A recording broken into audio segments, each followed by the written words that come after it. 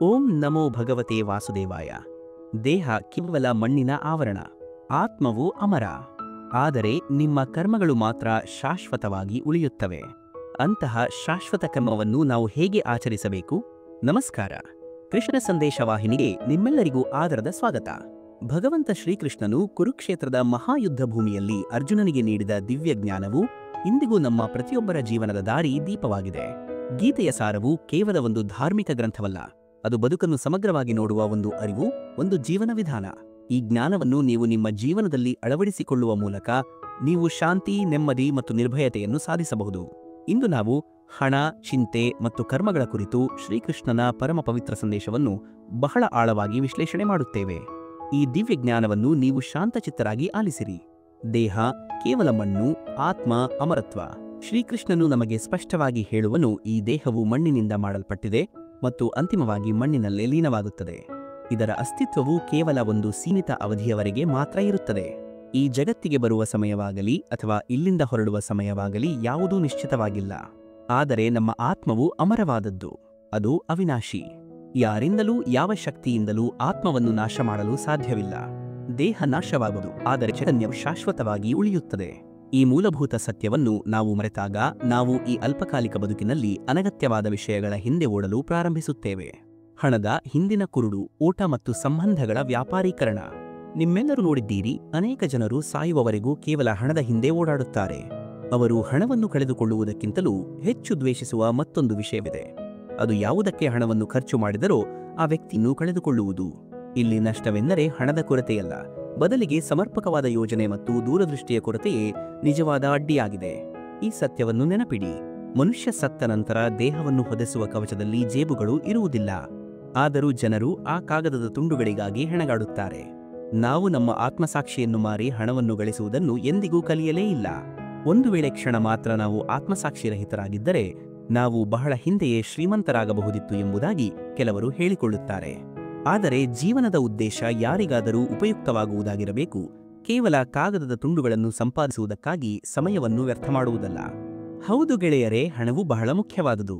ಆದರೆ ಆ ಹಣದ ಹಿಂದೆ ಓಡುತ್ತಾ ನಾವು ನಮ್ಮವರನ್ನು ಮತ್ತು ನಮ್ಮ ನಿಜವಾದ ಜವಾಬ್ದಾರಿಗಳನ್ನು ಕಾಣದಷ್ಟು ಅಂಧರಾಗಬಾರದು. ಇದು ಸಂಪೂರ್ಣವಾಗಿ ತಪ್ಪು. ನೀವು ಹಣವನ್ನು ಗಳಿಸಿರಿ, ಆದರೆ ಅದಕ್ಕಾಗಿ ಹುಚ್ಚರಾಗಬೇಡಿ. ಸಂತೋಷದಿಂದ ಇರಿ ಮತ್ತು ಹಣದ ಬಗ್ಗೆ ಚಿಂತಿಸುವುದನ್ನು ನಿಲ್ಲಿಸಿರಿ. ಹಣದ ಅಂತರಂಗದ ಮಾತು. ಹಣವು ತಾನೇ ಹೇಳಿಕೊಳ್ಳುತ್ತದೆ, ನಾನು ಹೊಸ ಸಂಬಂಧಗಳನ್ನು ಸೃಷ್ಟಿಸುತ್ತೇನೆ, ಆದರೆ ಹಳೆಯ ಮತ್ತು ನಿಜವಾದ ಸಂಬಂಧಗಳನ್ನು ಹಾಳು ಮಾಡ್ತೇನೆ. ಈ ಜಗತ್ತಿನಲ್ಲಿ ಯಾರು ಯಾರಿಗೂ ಸಂಪೂರ್ಣವಾಗಿ ಸಂಬಂಧಿಸಿರುವುದಿಲ್ಲ. ಸಂಬಂಧಗಳು ಕೇವಲ ಹಣದ ಮೇಲೆ ನಿರ್ಮಾಣಗೊಳ್ಳುವುದನ್ನು ನಾನು ನೋಡಿದ್ದೇನೆ. ಇತ್ತೀಚೆಗೆ ಸಂಬಂಧಗಳು ಸಹ ವ್ಯಾಪಾರಗಳಂತಾಗಿವೆ. ಅಲ್ಲಿ ಪ್ರೀತಿಗಿಂತಲೂ ಕೊಡುವುದು ಮತ್ತು ತೆಗೆದುಕೊಳ್ಳುವುದು ಹೆಚ್ಚಾಗಿರುತ್ತದೆ. ನನ್ನ ಜೇಬಿನಲ್ಲಿ ಒಂದು ರಂಧ್ರವಿರುವುದಕ್ಕಿಂತ ನಿಮ್ಮ ಹೃದಯದಲ್ಲಿ ರಂಧ್ರವಾಗದಿರಲಿ. ವಯಸ್ಸಾದಂತೆ ಸಂಬಂಧಗಳು ಒಡೆದು ಹೋಗುವುದನ್ನು ನಾನು ನೋಡಿದ್ದೇನೆ. ವಯಸ್ಸು ಹೆಚ್ಚಾದಂತೆ ಈ ಇಡೀ ಜಗತ್ತು ಹಣಕ್ಕೆ ಗುಲಾಮವಾಗಿದೆ ಎಂಬ ಸತ್ಯ ನನಗೆ ತಿಳಿದು ಬಂದಿದೆ. ದುರಾಸೆ ಮತ್ತು ಚಿಂತೆಯ ಸಂಕಟ. ಮನುಷ್ಯನ ಅಹಂಕಾರವು ತಾರ್ಕಿಕವಾಗಿದೆ. ಯಾವಾಗ ಹಣ ಬರುತ್ತದೆ ಆಗ ಜೇಬು ಸಹ ಉಬ್ಬಿಕೊಳ್ಳುತ್ತದೆ. ಹಣವೇ ಹಣ ಮತ್ತು ನಿಮಗೆ ಕೇವಲ ಹಣ ಮಾತ್ರ ಕಾಣುತ್ತದೆ. ನಿಮಗೆ ಅಗತ್ಯವಿರುವಷ್ಟು ಹಣವನ್ನು ನೀವು ಗಳಿಸಿದ್ದರೆ ಅದು ಖಂಡಿತವಾಗಿಯೂ ಸರಿಯಾಗಿದೆ. ಆದರೆ ನೀವು ಅದನ್ನು ಲೋಭದಿಂದ ಗಳಿಸಿದ್ದರೆ ಅದು ಬಹಳ ಅನ್ಯಾಯ. ಆ ಹಣ ಎಲ್ಲಿ ಹೋಗುತ್ತದೆಯೋ, ಹೇಗೆ ಬರುತ್ತದೆಯೋ ಎಂಬ ಬಗ್ಗೆ ನೀವು ಬಹಳ ಚಿಂತೆಗೊಳಗಾಗುತ್ತೀರಿ. ಆದರೆ ಅದು ನಿಮ್ಮ ನ್ಯಾಯಯುತವಾದ ಹಣವಾಗಿದ್ದರೆ, ನಿಮ್ಮ ಅದೃಷ್ಟದ ಹಣವಾಗಿದ್ದರೆ ನೀವು ಏಕೆ ಚಿಂತಿಸಬೇಕು? ಅದು ನಿಮ್ಮನ್ನು ಬಿಟ್ಟು ಎಲ್ಲಿಗೂ ಹೋಗುವುದಿಲ್ಲ ಮತ್ತು ಮತ್ತೆ ನಿಮ್ಮ ಬಳಿಗೆ ಬರುತ್ತದೆ. ನೆಮ್ಮದಿಯ ಮೌಲ್ಯ ಹಣಕ್ಕಿಂತ ಮಿಗಿಲು. ಜೀವನಕ್ಕೆ ಅನೇಕ ಅರ್ಥಗಳಿವೆ, ಅದರಲ್ಲಿ ಹಣವು ಕಡಿಮೆ ಪ್ರಾಮುಖ್ಯತೆಯನ್ನು ಹೊಂದಿರುವುದಿಲ್ಲ. ಹಣವನ್ನು ಗಳಿಸುವುದು ಬಹಳ ದೊಡ್ಡ ವಿಷಯ, ಆದರೆ ನಿಮ್ಮ ಶಾಂತಿ ಮತ್ತು ನಂಬಿಕೆಯನ್ನು ಕಳೆದುಕೊಂಡು ನೀವು ಹಣವನ್ನು ಪಡೆಯಲು ಸಾಧ್ಯವಿಲ್ಲ. ನೀವು ಯೋಗ್ಯರಾಗಿದ್ದರೆ ನೀವು ಶ್ರೀಮಂತರಾಗಲು ಯೋಗ್ಯರಾಗಿರಿ. ಹಣದ ಬಗ್ಗೆ ಚಿಂತಿಸುವುದನ್ನು ನಿಲ್ಲಿಸಿರಿ. ನೀವು ಇಂದು ಹಣವನ್ನು ಕಳೆದುಕೊಂಡರೂ ನಂಬಿರಿ, ಅದು ನಾಳೆ ಮತ್ತೆ ನಿಮ್ಮ ಬಳಿಗೆ ಬರುತ್ತದೆ. ಆದರೆ ಈ ಚಿಂತೆಯಿಂದ ಒಮ್ಮೆ ಸಂತೋಷವು ದೂರವಾದರೆ ಅದು ಎಂದಿಗೂ ಹಿಂತಿರುಗುವುದಿಲ್ಲ. ಮೂರ್ಖರಾಗುವುದಕ್ಕಿಂತಲೂ ಜಿಪುಣರಾಗಿರುವುದು ಲೇಸು. ನೀವು ಬೀಜಗಳನ್ನು ಬಿತ್ತಿದರೆ ನಾಳೆ ಅವುಗಳನ್ನು ತಿನ್ನುತ್ತೀರಿ. ಕೆಲವರನ್ನು ನೀವು ನೋಡಿದ್ದೀರಿ, ಹಣವು ಅವರ ಹೃದಯವನ್ನು ಎಂದಿಗೂ ಬಿಡುವುದಿಲ್ಲ. ಅವರು ಏಕೆ ಮರೆಯುತ್ತಾರೆಂದರೆ, ಯಾರು ಕೇವಲ ಹಣವನ್ನು ಉಳಿಸುವ ಬಗ್ಗೆ ಮಾತ್ರ ಯೋಚಿಸುತ್ತಾರೆ, ಅವರು ಹೆಚ್ಚು ಹಣ ಗಳಿಸುವ ಭರವಸೆಯನ್ನು ಕಳೆದುಕೊಂಡಿದ್ದಾರೆ ಎಂದು ತಿಳಿದುಕೊಳ್ಳಿರಿ. ನಿಮ್ಮ ಸಂತೋಷ ಮತ್ತು ಶಾಂತಿಗಿಂತ ಅದು ಮುಖ್ಯವಲ್ಲ. ನಿಮ್ಮ ಜೀವಕ್ಕಿಂತ ಅದು ಮುಖ್ಯವಲ್ಲ. ನೀವು ಅದರ ಚಿಂತೆಯಲ್ಲಿ ಸುಟ್ಟು ಹೋದರೆ ನೀವು 4 ಕ್ಷಣಗಳು ಬದುಕಲು ಹೇಗೆ ಸಾಧ್ಯ? ಹಣದಿಂದ ಬದುಕುವುದು ಸರಿ, ಆದರೆ ಅದಕ್ಕಾಗಿ ಸಾಯುವುದು ತಪ್ಪು. ಕೆಲವರು ಹಣವನ್ನು ಗಳಿಸಿ ಜೀವನವನ್ನು ಉತ್ತಮಗೊಳಿಸಲು ಬಯಸುತ್ತಾರೆ. ಕೆಲವರು ಹಣವನ್ನು ವ್ಯರ್ಥ ಮಾಡಿ ತಮ್ಮ ಜೀವನವನ್ನು ಕಳೆಯುತ್ತಾರೆ. ಅವರು ಇಡೀ ಜೀವನದ ಹಿಂದೆ ಓಡುತ್ತಾರೆ, ಕೇವಲ ಹಣದ ಹಿಂದೆ ಓಡುತ್ತಾರೆ. ಕೊನೆಯಲ್ಲಿ ಈ ಹೆಜ್ಜೆಗಳು ದಣಿದು ನಿಂತಾಗ ಅವರು ಜೀವನದ ನಿಜವಾದ ಅರ್ಥವನ್ನು ಅರ್ಥಮಾಡಿಕೊಳ್ಳುತ್ತಾರೆ. ಸಂಬಂಧಗಳ ಆಳ ಮತ್ತು ವಿಷಸರ್ಪದ ಭಯ. 80 ವರ್ಷದ ವಯಸ್ಸಿನಲ್ಲಿ ತಮ್ಮ ಕೊನೆಯ ಉಸಿರುಗಳನ್ನು ಎಣಿಸುತ್ತಿರುವವರನ್ನು ನೀವು ಕೇಳಿರಿ. ಅವರು ನಿಮಗೆ ಚೆನ್ನಾಗಿ ಹೇಳುವರು, ಉಸಿರುಗಳನ್ನು ಎಣಿಸುವುದಕ್ಕಿಂತ ಹಣವನ್ನು ಎಣಿಸುವುದು ಸುಲಭ. ನೀವು ಬದುಕಿದ್ದರೆ ನೀವು ಸಾಕಷ್ಟು ಹಣವನ್ನು ಗಳಿಸುವಿರಿ. ಆದರೆ ನಿಮ್ಮ ಬಳಿ ಎಷ್ಟೇ ಹಣವಿದ್ದರೂ ನೀವು ಜೀವವನ್ನು ಹಿಂತಿರುಗಿಸಲು ಸಾಧ್ಯವಿಲ್ಲ. ಒಬ್ಬ ವ್ಯಕ್ತಿಯು ಈ ಒಂದು ಜೀವನದಲ್ಲಿ ಸಂತೋಷದ ಕೈಯನ್ನು ಹಿಡಿಯದಿದ್ದರೆ ಅವನು ಯಾವ ರೀತಿಯ ಜೀವನವನ್ನು ಬದುಕಿದ್ದಾನೆ? ಹಣದ ಗೀಳು ಒಂದು ವಿಷಕಾರಿ ಸರ್ಪದಷ್ಟೇ ಮಾರಕವಾಗಿದೆ. ನಾವು ಸಮಯವನ್ನು ಬದಲಾಯಿಸಿ ಸ್ವಲ್ಪ ಭಾವನಾತ್ಮಕರಾಗೋಣ. ಈಗ ಹಣವನ್ನು ಬದಿಗಿಟ್ಟು ನಂಬಿಕೆ ಮತ್ತು ಶಾಂತಿಗೆ ವಿಶೇಷ ಪ್ರಾಮುಖ್ಯತೆಯನ್ನು ನೀಡೋಣ. ಖಂಡಿತವಾಗಿಯೂ ಹಣವಿಲ್ಲದ ಜೀವನವು ಕಷ್ಟಕರವಾಗಿರುತ್ತದೆ. ಆದರೆ ಹಣವಿದ್ದರೂ ಮನುಷ್ಯ ಚಿಂತೆಗಳಲ್ಲಿ ಮುಳುಗಿ ಜೀವನವನ್ನು ನರಕ ಮಾಡಿಕೊಂಡರೆ ಅದು ಇನ್ನೂ ಭೀಕರ. ಏಕೆಂದರೆ ಈ ಚಿಂತೆಯಿಂದ ಅವನು ಜೀವನದ ಈ ವರದಾನದ ಪ್ರಾಮುಖ್ಯತೆಯನ್ನು ಹಣದಿಂದ ಕಸಿದುಕೊಂಡು ನಾಶ ಮಾಡುತ್ತಾನೆ. ಆದ್ದರಿಂದ ಜೀವನದಲ್ಲಿ ದಾನಶೀಲರಾಗಿರಿ. ನಿಮಗೆ ಸುಲಭವಾದ ಜೀವನ ಸಿಗದೇ ಇರಬಹುದು, ಆದರೆ ಹಣದೊಂದಿಗೆ ಉಚಿತವಾಗಿ ಬರುವ ಚಿಂತೆಗಳನ್ನು ನೀವು ಖಂಡಿತವಾಗಿ ತಪ್ಪಿಸಿಕೊಳ್ಳುವಿರಿ. ಇದನ್ನು ಹೇಳುವ ಉದ್ದೇಶ ಇಷ್ಟೇ: ನಿಮ್ಮ ಬಳಿ ಹಣವಿದ್ದರೆ ಖಂಡಿತವಾಗಿ ಗಳಿಸಿ, ಆದರೆ ಚಿಂತಿಸಬೇಡಿ ಅಥವಾ ನಿಮ್ಮ ಶಾಂತಿಯನ್ನು ಮರೆಯಬೇಡಿ. ಹಣದ ಮೇಲೆ ಅವಲಂಬಿತರಾಗಬೇಡಿ. ಹಣವನ್ನು ಸಂಪಾದಿಸಿ ಖಂಡಿತವಾಗಿ, ಆದರೆ ಯಾರಿಗೂ ತಲೆಬಾಗಬೇಡಿ. ಕರ್ಮದ ಶಕ್ತಿ ಮತ್ತು ಮೌಲ್ಯ. ನೀವು ಮಾನ್ಯತೆಯ ಮೂಲಕ ಪಡೆಯುವ ಕೆಲಸವು ಅಲ್ಪಕಾಲ ಮಾತ್ರ ಇರುತ್ತದೆ, ಆದರೆ ನೀವು ಕೆಲಸದ ಮೂಲಕ ಪಡೆಯುವ ಮಾನ್ಯತೆಯು ಜೀವಮಾನ ಪರ್ಯಂತ ಉಳಿಯುತ್ತದೆ. ಅದಕ್ಕಾಗಿಯೇ ಹಣದ ದುರಾಸೆಯಿಂದ ನಿಮ್ಮ ಪ್ರತಿಷ್ಠೆ ಅಥವಾ ಹೆಸರನ್ನು ಹಾಳು ಮಾಡಬೇಡಿ. ನಿಮ್ಮ ಕೆಲಸಕ್ಕಾಗಿ ನಿಮ್ಮ ಹೆಸರನ್ನು ಉತ್ತಮ ಸ್ಥಳದಲ್ಲಿ ತೆಗೆದುಕೊಳ್ಳುವಂತಹ ಕೆಲಸವನ್ನು ಮಾಡಿ, ಮತ್ತು ನೀವು ಅಲ್ಲಿ ಪ್ರತಿ ಪರಿಸ್ಥಿತಿಯಲ್ಲಿ ಸ್ಮರಿಸಲ್ಪಡುವಿರಿ. ನೀವು ಎಷ್ಟೇ ಶ್ರೀಮಂತರಾಗಿರಲಿ, ಹಣದ ಮೌಲ್ಯವನ್ನು ನಾನು ಕಲಿತಿದ್ದೇನೆ. ನೀವು ಬೇಳೆ ಮತ್ತು ರೊಟ್ಟಿಯನ್ನು ಮಾತ್ರ ತಿನ್ನಬೇಕು. ಒಂದು ಕೆಲಸವನ್ನು ಆರಿಸಿಕೊಂಡು ಅದರಲ್ಲಿ ಬಹಳ ಒಳ್ಳೆಯವರಾಗಿರಿ. ಆಗ ಹಣವು ಹುಚ್ಚು ಹಿಡಿದಂತೆ ನಿಮ್ಮ ಹಿಂದೆ ಓಡುತ್ತದೆ. ಕಾರಿನಲ್ಲಿ ಎಣ್ಣೆ ಎಷ್ಟು ಮುಖ್ಯವೋ ಅಷ್ಟೇ ಹಣವೂ ಮುಖ್ಯ. ಕಡಿಮೆಯೂ ಅಲ್ಲ, ಹೆಚ್ಚೂ ಅಲ್ಲ. ನಿಮ್ಮ ಅದೃಷ್ಟದಲ್ಲಿ ಬರೆದಿರುವುದು ಹಾರಾಟದಲ್ಲಿರುವಾಗ ಯಾರೂ ತಿನ್ನಲು ಸಾಧ್ಯವಾಗುವುದಿಲ್ಲ, ನಿಮ್ಮನ್ನು ಯಾರೂ ಕೆಳಗೆ ತರಲು ಸಾಧ್ಯವಾಗುವುದಿಲ್ಲ ಎಂದು ಬರೆಯಲಾಗಿದೆ. ನೀವು ಸಂತೋಷವಾಗಿದ್ದರೆ ಆಶೀರ್ವಾದಗಳು ಸಹ ಮನೆಗೆ ಬರುತ್ತವೆ, ಮತ್ತು ನೀವು ಭಾರದಡಿಯಲ್ಲಿ ಬದುಕಿದರೆ ಜೀವನವು ಚಿಂತೆಗಳಲ್ಲಿ ಕಳೆಯುತ್ತದೆ. ಆದ್ದರಿಂದ ಜೀವನದಲ್ಲಿ ಸ್ವಲ್ಪ ಉಸಿರಾಡಲು ಕಲಿಯಿರಿ. ಹೊರೆಯನ್ನು ಕಡಿಮೆ ಮಾಡಿ ನೇರವಾಗಿ ನಡೆಯಲು ಕಲಿಯಿರಿ. ಬಹಳಷ್ಟು ಮೌಲ್ಯವನ್ನು ಗಳಿಸಲು ಮೊದಲು ನೀವು ಬಹಳ ಮೌಲ್ಯಯುತವಾಗಿರಬೇಕು, ಮತ್ತು ಮೌಲ್ಯಯುತವಾದವರು ಎಂದಿಗೂ ಹೆಚ್ಚಿನ ಮತ್ತು ಕಡಿಮೆ ಬೆಲೆಗಳ ಹಿಂದೆ ಓಡುವುದಿಲ್ಲ. ಶಾಂತಿ, ಸಂತೋಷ ಮತ್ತು ನಂಬಿಕೆಯ ಪರೀಕ್ಷೆ. ಹಾಗಾಗಿ ನಾನು ಇಷ್ಟೇ ಹೇಳುತ್ತೇನೆ: ಜೀವನವನ್ನು ಶಾಂತಿಯುತವಾಗಿ ಕಳೆಯಿರಿ. ಭವಿಷ್ಯದಲ್ಲಿ ನಿಮಗೆ ಕನಸುಗಳು ಸಿಗುತ್ತವೆ, ನಿಮಗೆ ಸಾಕಷ್ಟು ಅವಕಾಶಗಳು ಸಿಗುತ್ತವೆ. ಹಣ ಮತ್ತು ಖ್ಯಾತಿಯ ಬಗ್ಗೆ ಮಾತನಾಡಬೇಡಿ. ಅದೃಷ್ಟದ ಜೊತೆಗೆ ನಿಮಗೆ ಒಳ್ಳೆಯ ಆಶೀರ್ವಾದಗಳು ಸಹ ಸಿಗುತ್ತವೆ. ಆದರೆ ಒಂದು ವಿಷಯ: ಒಮ್ಮೆ ಈ ಶಾಂತಿಯ ಜೀವನವು ಹೋದರೆ ನಂತರ ಅದು ಅತ್ತರೂ ಮತ್ತೆ ಸಿಗುವುದಿಲ್ಲ. ಚಿಂತೆಯು ಒಬ್ಬ ವ್ಯಕ್ತಿಯನ್ನು ಹೆದರಿಸುತ್ತದೆ, ಮತ್ತು ಭಯವು ಅವನನ್ನು ಹುಚ್ಚನನ್ನಾಗಿ ಮಾಡುತ್ತದೆ. ಹಣವನ್ನು ಕಳೆದುಕೊಳ್ಳುವ ಬಗ್ಗೆ ತಿಳಿಯುವುದು ಅಥವಾ ಚಿಂತಿಸುವುದು ಕಡ್ಡಾಯವಾಗಿದೆ. ಆದರೆ ಈ ಚಿಂತೆಯು ನಮ್ಮ ಶಾಂತಿಯನ್ನು ತಿನ್ನಲು ಪ್ರಾರಂಭಿಸಿದರೆ ಆಗ ನೀವು ಆಲೋಚನೆಯಲ್ಲಿ ಕೊರತೆಯನ್ನು ಹೊಂದಿದ್ದೀರಿ ಎಂದರ್ಥ. ವಿಶ್ರಾಂತಿಯಿಂದಿರಿ, ಸಂತೋಷವಾಗಿರಿ, ತಂಪಾಗಿರಿ ಮತ್ತು ಸಂಪೂರ್ಣವಾಗಿ ಆರಾಮವಾಗಿರಿ. ಕನಸುಗಳ ನಡುವೆ 4 ಚಂದ್ರರು ಇರುವ ಜೀವನವನ್ನು ಊಹಿಸಬೇಡಿ. ಕೆಲವು ಹಣಕ್ಕಾಗಿ ನೀವು ಸಂತೋಷ ಮತ್ತು ಶಾಂತಿಯನ್ನು ತ್ಯಾಗ ಮಾಡಬೇಕಾದ ಜೀವನದಿಂದ ಏನು ಪ್ರಯೋಜನ? ಮನುಷ್ಯನು ಹಣವನ್ನು ಗಳಿಸುತ್ತಾನೆ ಮತ್ತು ಸಾಕಷ್ಟು ಕನಸುಗಳನ್ನು ಕಾಣುತ್ತಾನೆ, ಆದರೆ ಅದನ್ನು ನೋಡಿಕೊಳ್ಳುವ ಜವಾಬ್ದಾರಿಯನ್ನು ಅವನು ತಪ್ಪಿಸಿಕೊಳ್ಳುತ್ತಾನೆ. ಹಣ ಖಂಡಿತವಾಗಿ ಬರುತ್ತದೆ, ಬಹಳಷ್ಟು ಬರುತ್ತದೆ. ಆದರೆ ನೀವು ಕೇವಲ ಹಣದ ಬಗ್ಗೆ ಚಿಂತಿಸುತ್ತಿದ್ದರೆ ನೀವು ದೊಡ್ಡದನ್ನು ಗಳಿಸಲು ಹೇಗೆ ಸಾಧ್ಯವಾಗುತ್ತದೆ? ತತ್ವಗಳ ಮೌಲ್ಯ ಮತ್ತು ಕಪಟದ ನಡವಳಿಕೆ. ಯಾರು ತಮ್ಮ ಹಾಸಿಗೆಗೆ ಅನುಗುಣವಾಗಿ ತಮ್ಮ ಕಾಲುಗಳನ್ನು ಚಾಚುತ್ತಾರೆಯೋ ಅವರು ಯಾರಿಗೂ ತಮ್ಮ ಕೈ ಚಾಚುವ ಅಗತ್ಯವಿರುವುದಿಲ್ಲ. ಒಬ್ಬ ವ್ಯಕ್ತಿಯು ಯಾವಾಗಲೂ ತನ್ನ ಹಣವನ್ನು ತನ್ನ ತತ್ವಗಳಿಗಿಂತ ಹೆಚ್ಚು ಸುರಕ್ಷಿತವಾಗಿ ಇಡುತ್ತಾನೆ. ಆದರೆ ತತ್ವಗಳ ದಾನದ ಮೇಲೆ ನಿಮಗೆ ಬಹಳಷ್ಟು ಹಣ ಸಿಗುತ್ತದೆ. ಕೋಟ್ಯಾಂತರ ಮೌಲ್ಯದ ಆಸ್ತಿಯೂ ಸಹ ಕಳೆದು ಹೋದ ತತ್ವವನ್ನು ಖರೀದಿಸಲು ಸಾಧ್ಯವಿಲ್ಲ. ನಿಮ್ಮ ಬಳಿ ಹಣವಿರುವವರೆಗೆ. ಅಲ್ಲಿಯವರೆಗೆ ಜಗತ್ತು ಹೇಳುತ್ತದೆ: ಸಹೋದರ, ಹೇಗಿದ್ದೀರಿ? ಹಣವನ್ನು ಗಳಿಸಲು ನೀವು ಅಷ್ಟು ಸಮಯವನ್ನು ಕಳೆಯಬೇಡಿ. ಅದನ್ನು ಖರ್ಚು ಮಾಡಲು ಜೀವನದಲ್ಲಿ ಸಮಯ ಸಿಗುವುದಿಲ್ಲ. ಒಬ್ಬ ವ್ಯಕ್ತಿಯು ಸಾಕಷ್ಟು ಹಣವನ್ನು ಹೊಂದಿರುವಾಗ ಅವನು ಕಪಟಿಯಾಗುತ್ತಾನೆ. ಕೇವಲ ಕೆಲವು ಕಾಗದದ ತುಂಡುಗಳನ್ನು ಅರ್ಥಮಾಡಿಕೊಳ್ಳಬೇಡಿ. ಸರ್, ಅದನ್ನು ನನ್ನೊಂದಿಗೆ ಇಡಲು ಎಷ್ಟು ಶಾಂತಿಯನ್ನು ಕತ್ತು ಹಿಸುಕಬೇಕಾಗುತ್ತದೆ ಎಂದು ನನಗೆ ತಿಳಿದಿಲ್ಲ. ಹಣವನ್ನು ಉಳಿಸುವುದು ಎಂದರೆ ಜಿಪುಣರಾಗಿರುವುದು ಎಂದರ್ಥವಲ್ಲ. ಇದರರ್ಥ ಅಗತ್ಯಕ್ಕೆ ಅನುಗುಣವಾಗಿ ಸರಿಯಾದ ಸ್ಥಳದಲ್ಲಿ ಹಣವನ್ನು ಖರ್ಚು ಮಾಡುವುದು. ಕೇವಲ ಇಬ್ಬರು ಮಾತ್ರ ಹಣದ ಬಗ್ಗೆ ಹೆಮ್ಮೆಪಡುತ್ತಾರೆ. ಒಬ್ಬರು ಕುಟುಂಬದ ಆಸ್ತಿಯನ್ನು ಪಡೆದವರು, ಮತ್ತು ಇನ್ನೊಬ್ಬರು ಮೋಸದಿಂದ ಹಣವನ್ನು ಗಳಿಸಿದವರು. ಪ್ರೀತಿ, ವಿಶ್ವಾಸ ಮತ್ತು ಭಾವನೆಗಳ ಸಂಬಂಧ. ಹಣವು ಮಾನವ ಇತಿಹಾಸದಲ್ಲಿ ಕೆಟ್ಟ ಆವಿಷ್ಕಾರವಾಗಿದೆ, ಆದರೆ ಇದು ಮನುಷ್ಯನ ಪಾತ್ರವನ್ನು ಪರೀಕ್ಷಿಸಲು ಅತ್ಯಂತ ವಿಶ್ವಾಸಾರ್ಹ ವಸ್ತುವಾಗಿದೆ. ಹಣದಂತೆ ಸಂಬಂಧಗಳಿಗೆ ಮೌಲ್ಯ ನೀಡಿ. ಎರಡನ್ನೂ ಕಳೆದುಕೊಳ್ಳುವುದು ಸುಲಭ ಮತ್ತು ಗಳಿಸುವುದು ಕಷ್ಟ. ಹಣವು ಬಹಳಷ್ಟು ಉಷ್ಣತೆಯನ್ನು ಹೊಂದಿದೆ ಮತ್ತು ಮೊದಲು ಅದು ಸಂಬಂಧಗಳನ್ನು ಬೂದಿಯಾಗಿ ಸುಡುತ್ತದೆ. ಈ ಜಗತ್ತಿನಲ್ಲಿ ಒಂದೇ ಒಂದು ನಿಯಮವಿದೆ: ಶ್ರೀಮಂತರಿಗೆ ನಮಸ್ಕರಿಸುವುದು ಮತ್ತು ಬಡವರನ್ನು ತಿರಸ್ಕರಿಸುವುದು. ಒಬ್ಬನಿಗೆ ಗೀತೆಯಲ್ಲಿ ಜ್ಞಾನ ಸಿಗದಿದ್ದರೆ, ಇನ್ನೊಬ್ಬನಿಗೆ ಕುರಾನ್ನಲ್ಲಿ ನಂಬಿಕೆ ಸಿಗದಿದ್ದರೆ, ಆ ವ್ಯಕ್ತಿ ಆಕಾಶದಲ್ಲಿ ದೇವರನ್ನು ಹೇಗೆ ಹುಡುಕುತ್ತಾನೆ? ಮನುಷ್ಯರಲ್ಲಿ ಮನುಷ್ಯ ಸಿಗುತ್ತಿಲ್ಲ. ಇತ್ತೀಚೆಗೆ ಜನರು ಕಡಿಮೆ ಅರ್ಥ ಮಾಡಿಕೊಳ್ಳುತ್ತಾರೆ ಮತ್ತು ಹೆಚ್ಚು ವಿವರಿಸುತ್ತಾರೆ. ಅದಕ್ಕಾಗಿಯೇ ಸಂಬಂಧಗಳು ಕಡಿಮೆ ಪರಿಹರಿಸಲ್ಪಡುತ್ತವೆ ಮತ್ತು ಹೆಚ್ಚು ಸಂಕೀರ್ಣವಾಗುತ್ತವೆ. 4 ಜನರು ಏನು ಹೇಳುತ್ತಾರೆಂದು ನಾವು ಯೋಚಿಸುತ್ತಾ ನಮ್ಮ ಇಡೀ ಜೀವನವನ್ನು ಕಳೆಯುತ್ತೇವೆ ಮತ್ತು ಕೊನೆಯಲ್ಲಿ 4 ಜನರು ಕೇವಲ ರಾಮನ ನಾಮವೇ ಸತ್ಯ ಎಂದು ಹೇಳುತ್ತಾರೆ. ಸಮಾಧಿಯಲ್ಲಿ ಹೂತು ಹಾಕಿದ ತಕ್ಷಣ ಎಲ್ಲಾ ಸಂಬಂಧಗಳು ಒಡೆಯುತ್ತವೆ. ಕೆಲವು ದಿನಗಳಲ್ಲಿ ನಾವು ನಮ್ಮ ಪ್ರೀತಿ ಪಾತ್ರರನ್ನು ಮರೆಯುತ್ತೇವೆ. ಯಾರೂ ತಮ್ಮ ಇಡೀ ಜೀವನದಲ್ಲಿ ಯಾರಿಗಾಗಿ ಅಳುವುದಿಲ್ಲ. ಕಣ್ಣೀರು ಸಹ ಸಮಯದೊಂದಿಗೆ ಒಣಗಿ ಹೋಗುತ್ತದೆ. ಮನುಷ್ಯನಿಗೆ ದ್ರೋಹ ಮಾಡುವುದು ಮನುಷ್ಯನಲ್ಲ, ಆದರೆ ಅವನು ಇಡುವ ಭರವಸೆಯೇ ದ್ರೋಹ ಮಾಡುತ್ತದೆ. ಇತರರಿಂದ ಪ್ರತಿಯೊಂದು ವಿಷಯವನ್ನು ಹೃದಯಕ್ಕೆ ತೆಗೆದುಕೊಂಡರೆ ನೀವು ಅಳುತ್ತಲೇ ಇರುತ್ತೀರಿ.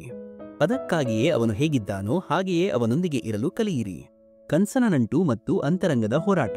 ಆ ಸಂಬಂಧವು ತಪ್ಪು ತಿಳುವಳಿಕೆಯಲ್ಲಿ ಕಳೆದುಹೋಯಿತು. ಇಲ್ಲದಿದ್ದರೆ ಮುಂದಿನ ಜೀವನಕ್ಕಾಗಿ ಕೆಲವು ಭರವಸೆಗಳು ಸಹ ಇದ್ದವು. ಮಾನವರು ನೋವನ್ನು ಸಹಿಸಿಕೊಳ್ಳುತ್ತಾರೆ. ನಗುವುದು ಮಾತ್ರವಲ್ಲ, ಅಳುವುದನ್ನು ಸಹ ನಿಲ್ಲಿಸುತ್ತಾರೆ. ಸಮಯ ತೆಗೆದುಕೊಳ್ಳಲು ಅವನಿಗೆ ಯಾವುದೇ ಸಮಯ ಸಿಗುವುದಿಲ್ಲ. ಈ ದಿನಗಳಲ್ಲಿ ಪ್ರೇಮಿಗಳು ಹೀಗಿದ್ದಾರೆ. ಉಸಿರು ಮುರಿಯುವುದು ಬಹಳ ಚಿಕ್ಕ ವಿಷಯ. ಗೆಳೆಯರೇ, ನಾವು ನಮ್ಮ ಪ್ರೀತಿ ಪಾತ್ರರನ್ನು ನೆನಪಿಸಿಕೊಳ್ಳುವುದನ್ನು ನಿಲ್ಲಿಸಿದಾಗ ಅದನ್ನು ಸಾವು ಎಂದು ಕರೆಯಲಾಗುತ್ತದೆ. ಏನನ್ನಾದರೂ ಮುರಿಯಲು ಕಲ್ಲು ಎಸೆಯುವುದು ಅಗತ್ಯವಿಲ್ಲ. ಕೆಲಸಗಳನ್ನು ಮಾಡುವ ವಿಧಾನವನ್ನು ಬದಲಾಯಿಸುವುದು ಸಹ ಬಹಳಷ್ಟು ಮುರಿಯುತ್ತದೆ. ಒಂದು ವೇಳೆ ಕೃಷ್ಣನು ಕಂಸನೊಂದಿಗಿನ ತನ್ನ ಸಂಬಂಧದ ಬಗ್ಗೆ ನಾಚಿಕೆಪಟ್ಟಿದ್ದರೆ ಅವನು ಎಂದಿಗೂ ಅವನನ್ನು ಕೊಲ್ಲಲು ಸಾಧ್ಯವಾಗುತ್ತಿರಲಿಲ್ಲ. ಕೆಟ್ಟದ್ದನ್ನು ವಿರೋಧಿಸುವುದು ಮುಖ್ಯ.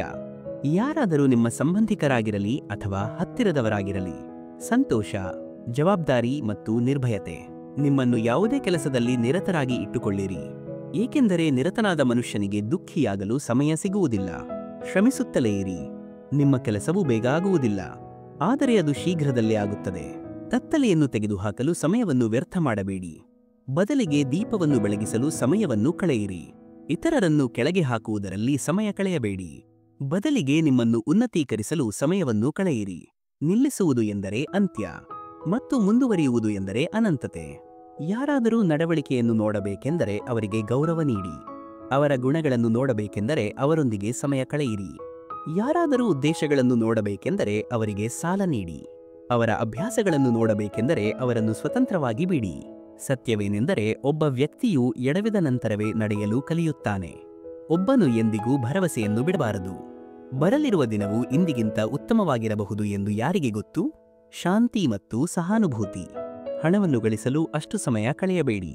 ಅದನ್ನು ಖರ್ಚು ಮಾಡಲು ಜೀವನದಲ್ಲಿ ಸಮಯ ಉಳಿದಿರುವುದಿಲ್ಲ. ಕಹಿಯಾದರೂ ಇದು ಸತ್ಯ. ನಿಮ್ಮವರು ಯಾವಾಗ ನಿಮ್ಮವರಾಗುತ್ತಾರೆ ಮತ್ತು ಅಪರಿಚಿತರು ಯಾವಾಗ ನಿಮ್ಮವರಾಗುತ್ತಾರೆ ಎಂದು ನಿಮಗೆ ಎಂದಿಗೂ ತಿಳಿದಿರುವುದಿಲ್ಲ. ಖಂಡಿತವಾಗಿಯೂ ಜೀವನದಲ್ಲಿ ಪ್ರತಿ ಅವಕಾಶವನ್ನು ಬಳಸಿಕೊಳ್ಳಿರಿ, ಆದರೆ ಯಾರ ಪರಿಸ್ಥಿತಿಗಳು ಮತ್ತು ಅನಿವಾರ್ಯತೆಗಳನ್ನು ಬಳಸಿಕೊಳ್ಳಬೇಡಿ. ಅನೇಕ ಬಾರಿ ಒಬ್ಬ ಮನುಷ್ಯನು ಯಾರಾದರೂ ಜೀವಂತವಾಗಿರುವಾಗ ಅವರ ಪ್ರಾಮುಖ್ಯತೆಯನ್ನು ಅರ್ಥಮಾಡಿಕೊಳ್ಳುವುದಿಲ್ಲ ಮತ್ತು ಅವರು ಹೋದ ನಂತರ ಅವರ ನೆನಪಿನಲ್ಲಿ ಕ್ಷಣಕಾಲ ಸಾಯುತ್ತಾನೆ. ನಿಮ್ಮ ಜೀವನವನ್ನು ನೀವು ಬದುಕಿರಿ. ಅದು ನಿಮಗೆ ಸಂತೋಷವನ್ನು ನೀಡುವುದು ಮಾತ್ರವಲ್ಲ, ಇತರರಿಗೂ ನೋವುಂಟು ಮಾಡದಿರಲಿ. ಹೃದಯಕ್ಕೆ ನೋವುಂಟು ಮಾಡುವ ವಿಷಯಗಳಿಂದ ಸ್ವಲ್ಪ ದೂರವಿರಿ. ನಿಮ್ಮ ತಪ್ಪನ್ನು ನಿಮ್ಮ ಕೈಗಳಿಂದ ಸರಿಪಡಿಸಿಕೊಳ್ಳುವುದು ಬೇರೆಯವರು ಅದನ್ನು ಸರಿಪಡಿಸುವುದಕ್ಕಿಂತ ಉತ್ತಮ. ಚಿಂತನೆ ಮತ್ತು ಸಂತೋಷದ ರಹಸ್ಯ. ಕೆಲವು ಜನರು ಎದುರಿಗಿರುವ ವ್ಯಕ್ತಿ ಏಕೆ ಅಷ್ಟು ಸಂತೋಷವಾಗಿದ್ದಾರೆಂದು ಯೋಚಿಸಿ ತೊಂದರೆಗೊಳಗಾಗುತ್ತಾರೆ. ನನ್ನನ್ನು ಪ್ರಯತ್ನಿಸಬೇಡಿ. ನನ್ನ ಜೀವನದ ಉದ್ದವನ್ನು ನನ್ನನ್ನು ಕೇಳಬೇಡಿ. ನಾನು ನಾಚಿಕೆ ಪಡುತ್ತೇನೆ. ನನ್ನ ಹಳೆಯ ಪುಸ್ತಕವನ್ನು ಕಳೆದುಕೊಳ್ಳಬೇಡಿ. ನನ್ನ ಗೆಳೆಯ, ನಾನು ನಂಬಿದ ಪ್ರತಿಯೊಬ್ಬ ವ್ಯಕ್ತಿಯು ನನ್ನ ಹೃದಯಕ್ಕೆ ನೋವುಂಟು ಮಾಡಿದ್ದಾನೆ. ನಿಮಗಾಗಿ ಯಾವುದೇ ಮಟ್ಟಕ್ಕೆ ತಲೆಬಾಗುವವರು. ಅವರು ನಿಮ್ಮನ್ನು ಗೌರವಿಸುವುದಲ್ಲದೆ ನಿಮ್ಮನ್ನು ಪ್ರೀತಿಸುತ್ತಾರೆ. ಜೀವನವನ್ನು ಕೇಳಿದೆ, ನೀನು ಏಕೆ ಅಷ್ಟು ಕಷ್ಟಕರವಾಗಿರುವೆ? ಜೀವನ ನಗುತ್ತಾ ಹೇಳಿತು, ಜಗತ್ತು ಸುಲಭವಾದ ವಿಷಯಗಳನ್ನು ಮೆಚ್ಚುವುದಿಲ್ಲ.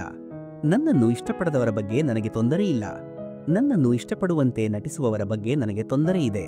ಜೀವನದಲ್ಲಿ ಏನನ್ನಾದರೂ ಮಾಡಬೇಕಿದ್ದರೆ ಸತ್ಯವನ್ನು ಹೇಳಿರಿ. ವಿಷಯಗಳ ಸುತ್ತ ಮಾತನಾಡಬೇಡಿ. ಯಾರಾದರೂ ಪ್ರಸ್ತುತ ಸ್ಥಿತಿಯನ್ನು ನೋಡಿ ಅವರ ಭವಿಷ್ಯವನ್ನು ಗೇಲಿ ಮಾಡಬೇಡಿ, ಏಕೆಂದರೆ ಸಮಯಕ್ಕೆ ಅಷ್ಟು ಶಕ್ತಿಯಿದೆ. ಅದು ಸಾಮಾನ್ಯ ಇದ್ದಿಲನ್ನು ಸಹ ನಿಧಾನವಾಗಿ ವಜ್ರವನ್ನಾಗಿ ಪರಿವರ್ತಿಸಬಹುದು. ದೋಷಗಳ ಅಂಗೀಕಾರ ಮತ್ತು ಸ್ವ-ಗೌರವ. ತಪ್ಪಿಗೆ ಕ್ಷಮೆಯಾಚಿಸುವುದು ಉತ್ತಮವಲ್ಲ, ಆದರೆ ನೀವು ಕೇಳಬೇಕಾದರೆ ನಿಮಗೆ ಕರುಣೆ ನೀಡುವ ನಿಮ್ಮ ದೇವರನ್ನು ಕೇಳಿರಿ, ಮತ್ತು ಅವನು ನೀಡದಿದ್ದರೆ ಅದೃಷ್ಟವನ್ನು ಕೇಳಿರಿ. ಆದರೆ ಜಗತ್ತನ್ನು ಕೇಳಬೇಡಿ, ಏಕೆಂದರೆ ಅದು ನಿಮಗೆ ಉಪಕಾರ ಮಾಡಿದರೆ ಮತ್ತು ನೀಡದಿದ್ದರೆ ನೀವು ಮುಜುಗರಕ್ಕೊಳಗಾಗುತ್ತೀರಿ. ಇದು ಕೇವಲ ಒಂದು ಅನುಭವ. ನೀವು ಜೀವನದಲ್ಲಿ ನಿಮ್ಮ ಪ್ರೀತಿಪಾತ್ರರ ಹತ್ತಿರವಿರಬೇಕೆಂದರೆ ಮೌನವಾಗಿರಿ, ಮತ್ತು ನಿಮ್ಮ ಪ್ರೀತಿಪಾತ್ರರನ್ನು ಹತ್ತಿರವಿರಿಸಿಕೊಳ್ಳಬೇಕೆಂದರೆ ಯಾವುದನ್ನೂ ಹೃದಯಕ್ಕೆ ತೆಗೆದುಕೊಳ್ಳಬೇಡಿ. ಸಂಬಂಧಗಳು ರಕ್ತದ್ದಲ್ಲ, ಸಂಬಂಧಗಳು ಭಾವನೆಗಳದ್ದು. ನಿಮಗೆ ಭಾವನೆ ಇದ್ದರೆ ಅಪರಿಚಿತರು ನಿಮ್ಮವರಾಗುತ್ತಾರೆ, ಮತ್ತು ನಿಮಗೆ ಭಾವನೆ ಇಲ್ಲದಿದ್ದರೆ ನಿಮ್ಮವರು ಅಪರಿಚಿತರಾಗುತ್ತಾರೆ. ಒಬ್ಬ ವ್ಯಕ್ತಿಯು ಮನೆಯನ್ನು ಬದಲಾಯಿಸುತ್ತಾನೆ, ಸಂಬಂಧಗಳು ಬದಲಾಗುತ್ತವೆ, ಸ್ನೇಹಿತರು ಬದಲಾಗುತ್ತಾರೆ. ಆದರೂ ನೀವು ಏಕೆ ಚಿಂತಿಸುತ್ತಿದ್ದೀರಿ? ಏಕೆಂದರೆ ಅವನು ತನ್ನನ್ನು ತಾನು ಬದಲಾಯಿಸಿಕೊಳ್ಳುವುದಿಲ್ಲ.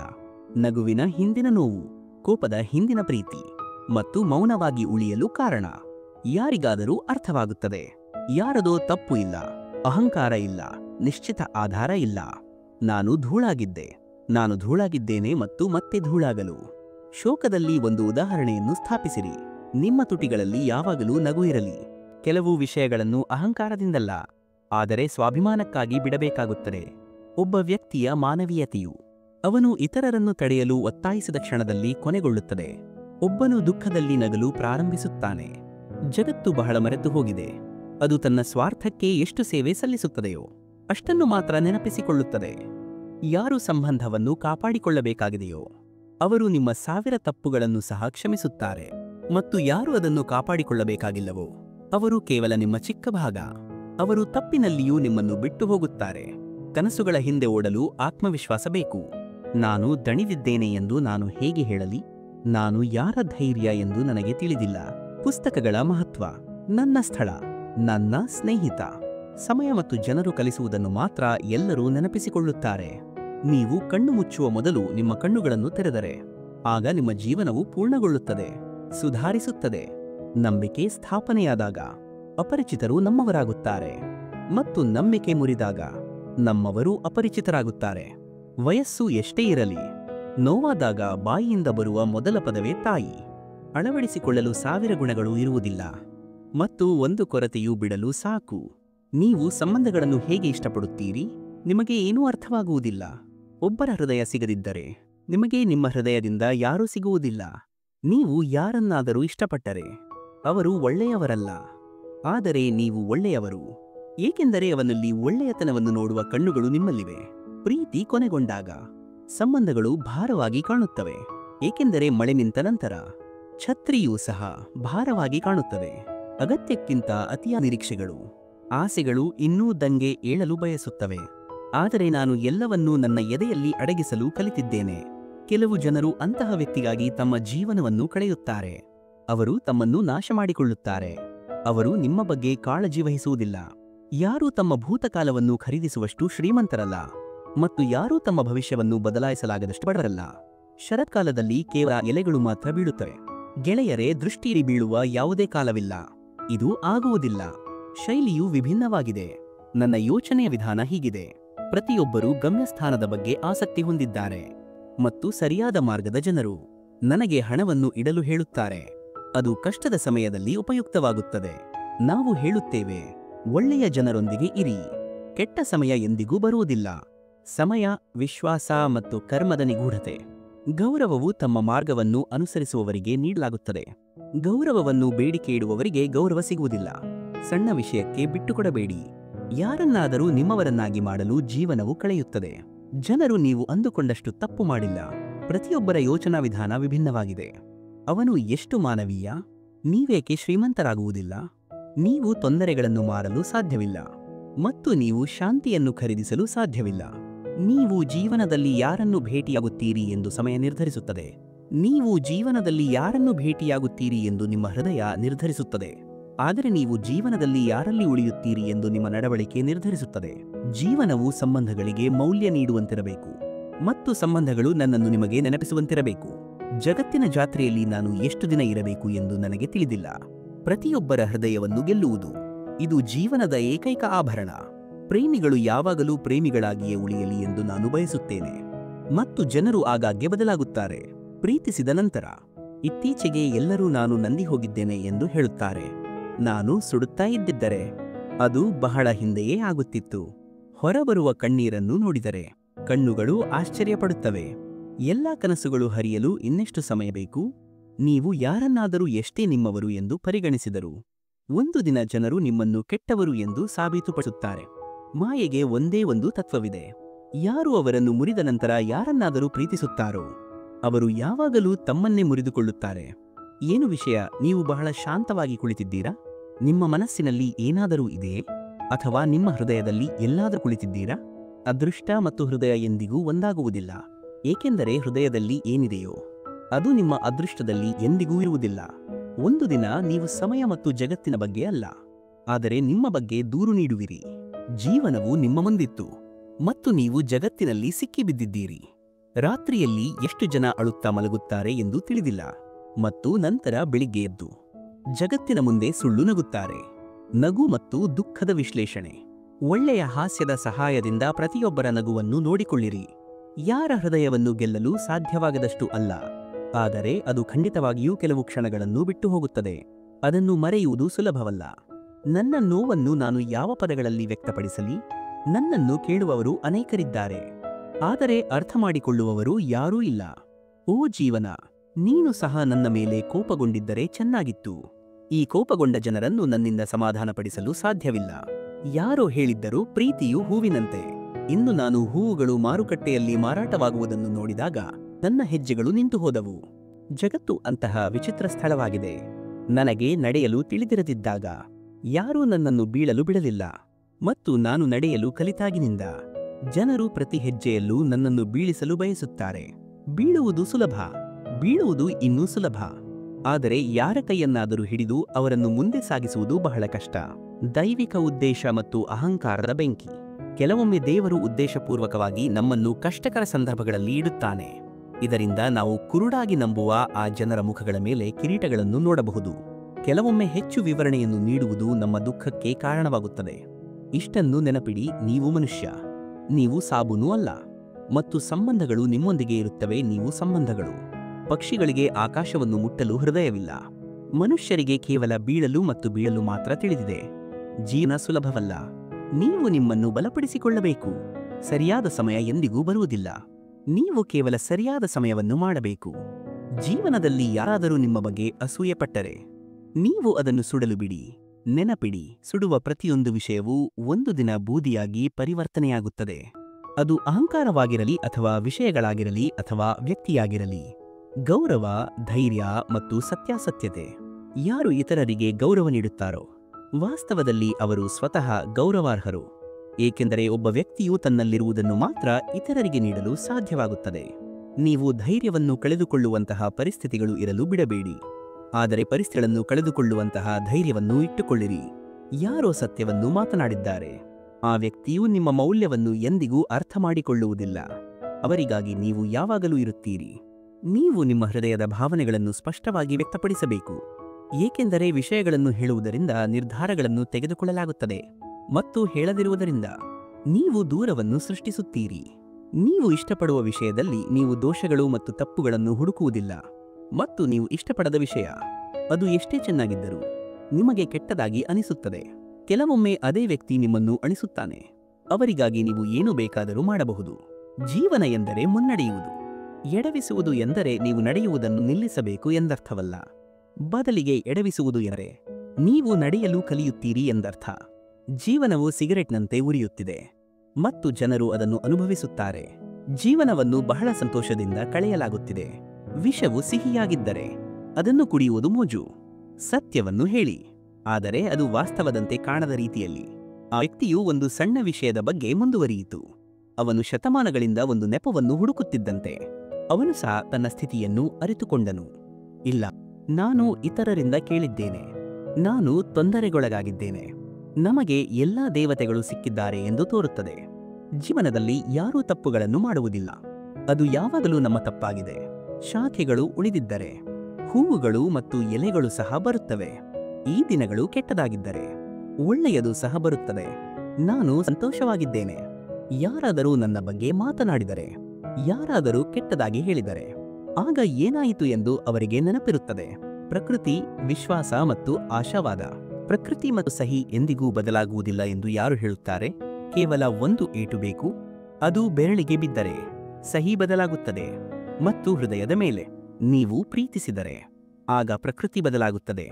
ಹೃದಯದಿಂದ ಪ್ರಾರಂಭವಾಗುವ ಸಂಬಂಧ ಮಾತ್ರ ಉಳಿಯುತ್ತದೆ, ಅಗತ್ಯದಿಂದಲ್ಲ. ನಿಜವಾದ ಪ್ರೀತಿ 2 ಕ್ಷಣಗಳಾಗಿರಬಹುದು, ಆದರೆ ಭಾವನೆಯು ಇಡೀ ಜೀವನಕ್ಕೆ ನೀಡುತ್ತದೆ. ಜೀವನದ ಕೆಲಸದ ಸತ್ಯ. ನಿನ್ನೆ ಹೋಯಿತು ಎಂದು ಯಾರು ಹೇಳಿದರು? ನಾಳೆ ನಾಡಿದ್ದು ಹೋಯಿತು ಎಂದು ಯಾರು ಹೇಳಿದರು? ವರ್ಷಗಳಿಂದ ನನಗೆ ಹೇಳಿದವನು ಇಂದು ನನ್ನನ್ನು ಆಳಿದ್ದಾನೆ. ಇದು ನಿಜ.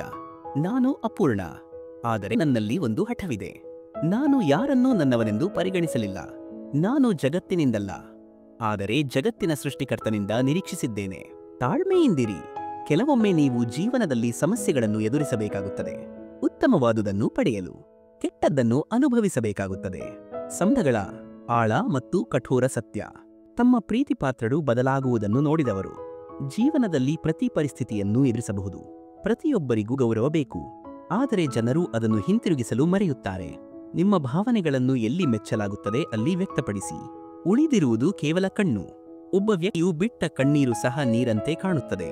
ನಿಜವಾದ ಸ್ನೇಹಿತರು ಕಷ್ಟದ ಸಮಯದಲ್ಲಿ ಹುಡುಕಬೇಕಾಗಿಲ್ಲ, ತೊಂದರೆಯ ಸಮಯದಲ್ಲಿ ಸಹಾಯ ಮಾಡಿ. ಒಳ್ಳೆಯದು ಮಾಡುವಂತೆ ನಟಿಸುವ ಜನರು ಆಗಾಗ್ಗೆ ನಿಮ್ಮ ವಿನಾಶವನ್ನು ನೋಡಿ ಬಹಳ ಸಂತೋಷಪಡುತ್ತಾರೆ. ಅಲ್ಲಿ ನೀವು ಗೌರವ ಮತ್ತು ಸಮಯವನ್ನು ಕೇಳಿದ ನಂತರವೂ ಪಡೆಯುತ್ತೀರೋ ಅಂಥ ಸಂಬಂಧದಲ್ಲಿ ಬದುಕಲು ಇದು ಸರಿಯಲ್ಲ.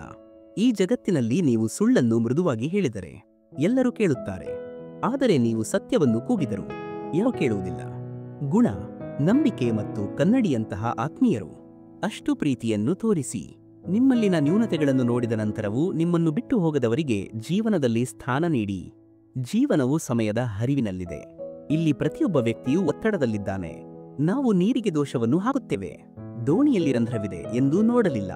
ಗಡಿಯಾರವು ತನ್ನದೇ ಆದ ನಿಯಮಗಳ ಪ್ರಕಾರ ಚಲಿಸುತ್ತದೆ, ಅದು ಕೆಲಸ ಮಾಡುತ್ತದೆ. ಅದಕ್ಕಾಗಿಯೇ ಜನರು ಅದನ್ನು ನಂಬುತ್ತಾರೆ. ನೀವು ನಿಮ್ಮದೇ ಆದ ನಿಯಮಗಳನ್ನು ಅನುಸರಿಸಿದರೆ ಜನರು ಸಹ ನಿಮ್ಮನ್ನು ನಂಬುತ್ತಾರೆ. ಯಾರಾದರೂ ನಿಮ್ಮನ್ನು ಅರ್ಥ ಮಾಡಿಕೊಳ್ಳದಿದ್ದರೆ ಚಿಂತಿಸಬೇಡಿ, ಏಕೆಂದರೆ ಒಳ್ಳೆಯ ಪುಸ್ತಕ ಮತ್ತು ಒಳ್ಳೆಯ ಜನರನ್ನು ಎಲ್ಲರೂ ಅರ್ಥ ಮಾಡಿಕೊಳ್ಳುವುದಿಲ್ಲ. ಕೆಲವು ಜನರು ತಮ್ಮ ಬಾಯಲ್ಲಿ ಏನಾದರೂ ಹೇಳುವಂತಹ ಸ್ವಭಾವವನ್ನು ಹೊಂದಿರುತ್ತಾರೆ ಮತ್ತು ನಿಮ್ಮ ಹಿಂದೆ ಕೆಲವರು ಇರುತ್ತಾರೆ. ನಿಮಗೆ ವಿಶ್ರಾಂತಿ ಬೇಕಾದರೆ ನಿಮ್ಮಲ್ಲಿರುವ ವಿಷಯಗಳನ್ನು ಎಣಿಸಿ. ಅದನ್ನು ಹಣದಿಂದ ಖರೀದಿಸಲಾಗುವುದಿಲ್ಲ. ಅದು ಪ್ರೀತಿ, ಕಾಳಜಿ, ಮೌಲ್ಯಗಳು ಮತ್ತು ಸುಂದರ ಪಾತ್ರ. ನಿಮ್ಮ ಒಳ್ಳೆಯತನದಲ್ಲಿ ಅಷ್ಟು ನಂಬಿಕೆ ಇಡಿ. ನಿಮ್ಮನ್ನು ಕಳೆದುಕೊಂಡರೆ ನಾನು ಖಂಡಿತವಾಗಿ ಅಳುತ್ತೇನೆ. ಅರ್ಥಕ್ಕಾಗಿ ನನ್ನೊಂದಿಗೆ ಇರುವ ವ್ಯಕ್ತಿ ನನಗೆ ಅಗತ್ಯವಿಲ್ಲ. ಯಾವುದೇ ಅರ್ಥವಿಲ್ಲದೆ ನನ್ನೊಂದಿಗೆ ಇರುವ ನನ್ನ ಆತ್ಮದಿಂದ ನಾನು ಸಂತೋಷವಾಗಿದ್ದೇನೆ. ಯಾರಾದರೂ ನನ್ನವರಾಗಿದ್ದರೆ ಅವರು ಕನ್ನಡಿಯಂತೆ ಇರಬೇಕು. ಯಾರು ನನ್ನೊಂದಿಗೆ ನಗುತ್ತಾರೆ ಮತ್ತು ನನ್ನೊಂದಿಗೆ ಅಳುತ್ತಾರೆ. ನಂಬಿಕೆ ಕಳೆದು ಹೋಗಿದೆ. ಒಮ್ಮೆ ಅದು ಆದ ನಂತರ ಏನೂ ಉಳಿದಿರುವುದಿಲ್ಲ. ಇದು ಇಂಗಾಲದ ನಕಲು ಇಲ್ಲದ ಕಾಗದ.